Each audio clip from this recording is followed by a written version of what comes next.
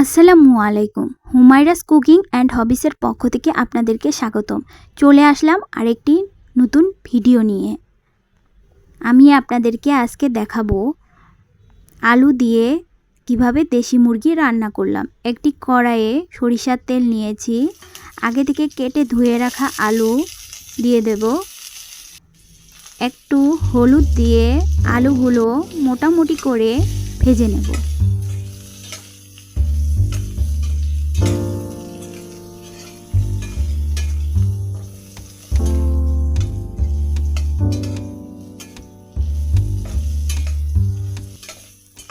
মোটামুটি ভেজে আলুগুলো তুলে নেব। অবশিষ্ট তেলে দুটো তেজপাতা, দারুচিনি, লং, 1 কাপের মতো পেঁয়াজ কুচি। পেঁয়াজগুলো একটু ভেজে নেব আর একটু তেল দিয়ে দেব।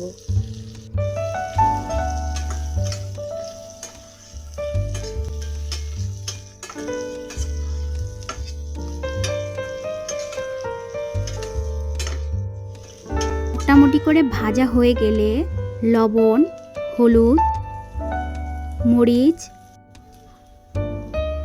ধনিয়া, জিরা দিয়ে একটু নাড়িয়ে আগে থেকে করে রাখা রসুন বাটা, আদা বাটা দিয়ে একটু পানি দিয়ে নাড়িয়ে আগে থেকে ধুয়ে কেটে রাখা টমেটো কুচি দিয়ে দেব। একটু নাড়িয়ে ঢাকনা দিয়ে কিছুক্ষণ ঢেকে রাখব। ঢাকনা খুলে এখন একটু মশলাগুলো কষাবো।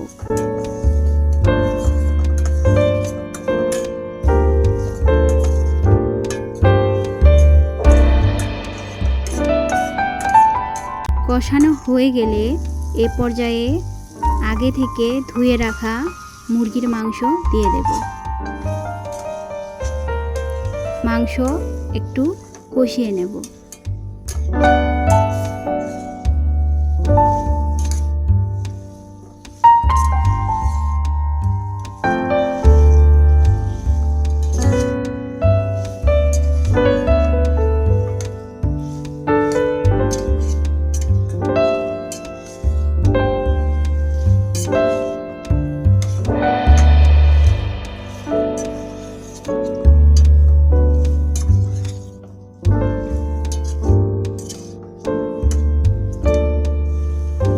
কষানো হলে একটু পানি দিয়ে আর একটু নাড়িয়ে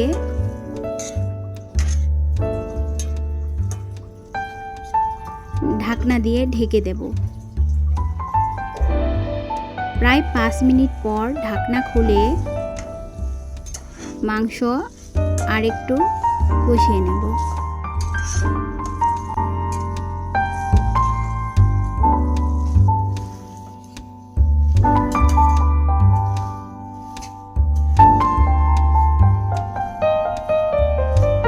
কষানো হলে আগে থেকে ভেজে রাখা আলু দিয়ে আরেকটু কষাবো।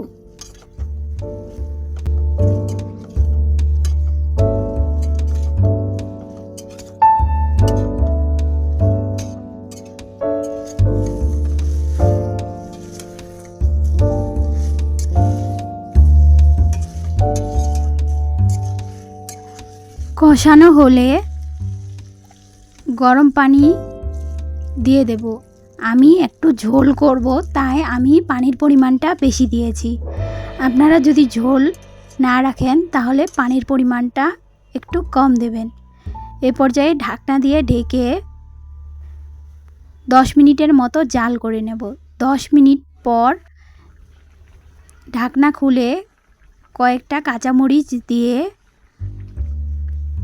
নাড়িয়ে আবার ঢাকনা দিয়ে ঢেকে দেব।